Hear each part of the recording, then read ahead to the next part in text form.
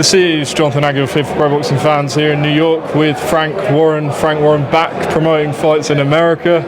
How does it feel to be back promoting in America? Yeah, it was good. It was a lively press conference, no doubt about that. And it was, yeah, it's good. And we got good, there are good fights on this card. It's a really good fight card. You know, and you wherever you are, if you're not going to see it live, you've got to watch it on DAZN. It's a fabulous fight card. This is the first time I can remember someone really sticking it on Hamzah Sheeraz. He's remained calm throughout, but we saw during the face-off that he was giving some back. Is he mentally affected by this, or he's all right? He's not fazed by him at all.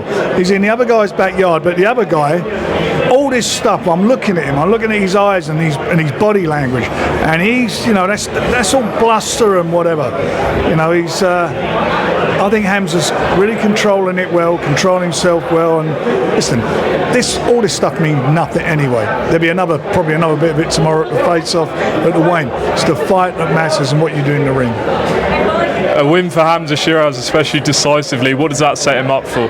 Say again? A win for Hamzah Sheeraz, especially a convincing one, what does that set him up for? He sets himself up some really serious fights. I mean, it is a serious fight, don't get me wrong, but, you know, real big money fights. And, you know, Hamzah's obviously moved up in weight. You've been around him, I know you just got here, but I'm sure you've been in contact with him. How's he adjusting to the new weight class, in your opinion? He's very comfortable, he's big. I mean, the size of him, I watched it, you know, I was looking at the two of them together. He's a big man. It's amazing how he made the weight before, but he feels strong, and that's the main thing. And he's not having to killing himself to make the weight. So the weight issue is not the problem for him. All it is now is about maintaining his discipline in the fight, keeping his cool, calm, and collected, and he will beat him if he does that. Some other fights to ask you about. Your man Anthony Yard taking on another huge challenge, David Benavidez. Talk to me about that fight. It's a tough fight, but Anthony stepped up to the plate. It's his third crack at a world title, and he has, you know, he has the power. If he catches someone, they can hurt him. You know, he's in with a great fighter in Benavidez, but the thing about Benavidez for me, and I'm not being disrespectful because I've got a lot of respect for him, is I don't think he's taken his power up. And, you know, with Anthony, he can hurt you. Next week, the big one, Usyk Dubois, the rematch. What's going to be different this time around? Do you feel like Dubois is getting him at the right time? How do you think it's going to go? I think that the difference this time, he's fighting and it's not my quote, it's a quote from the Usyk camp. He's not fighting Daniel Dubois, he's fighting Daniel the man. He's coming off a real string of good performances and good wins.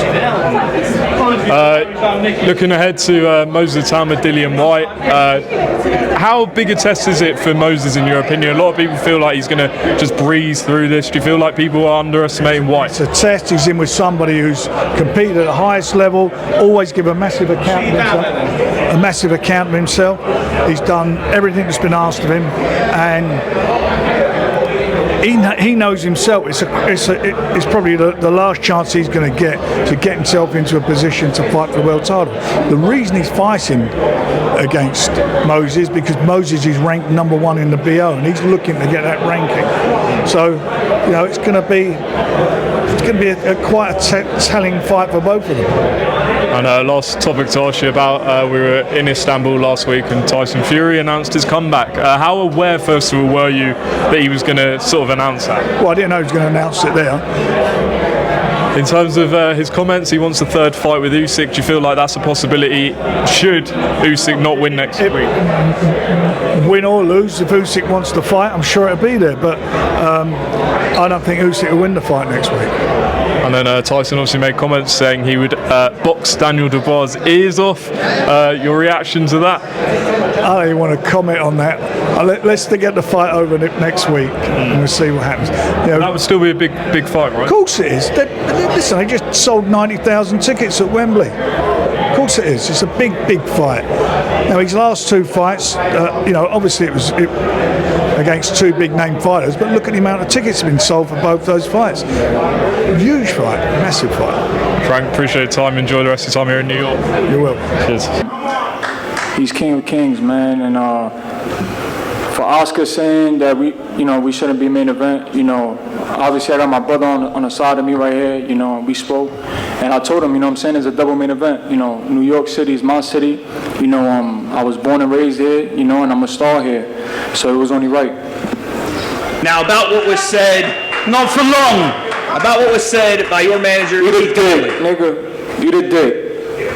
Who said that? What was said? You the dick, fathead. We'll see Saturday. You the dick. Yeah. You the dick.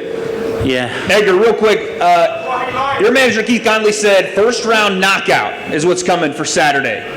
Wait, what? Keith, I said knockout.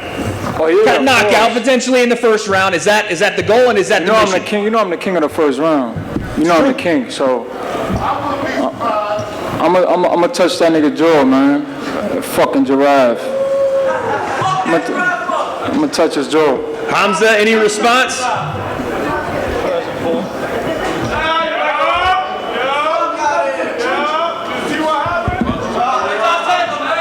Just a quick technical issue. First and foremost, I'd like to thank the Almighty Allah for allowing me to be here today. I'd like to thank Frank Warren, His Excellency Spencer, my team, and in reply to that clown over there, he knows what's coming. He knows what's coming.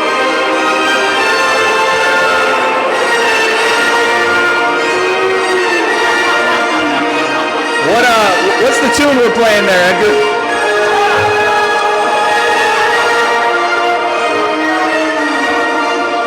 Seems like he's got some loaded up stuff for you, Hamzah.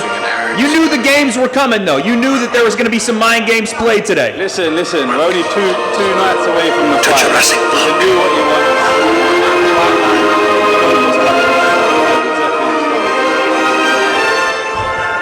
Little Jurassic Park there, Edgar. Yeah, fuck him. Now, I'll move on to Shakur. Wait, hold on, wait, True, and Go ahead. I got a phone call because I want to pick up. Hold on. Hey, mate. What's going on, bro? Wait, you can hear me? Yeah, I can hear you. Hey, I got you live right now on a press conference. Okay, cool. Do you know that guy, Hamzah Sheeraz? No one really knows him in the UK. He's a muppet. I've just flew over here. No one's come here for him. We went to your own gaffers, we'd say, and no one knows who you are, bro. No one knows who the fuck you are. Where are you from in London? I'm from Central London, mate. I love you, man. The muppet is an Essex boy. He's a muppet. Oscar by the end of the week. Say it again. He said he'll be in fishnets with Oscar by the end of the week. Let's get it. I love you, mate. Who's the king of London? You.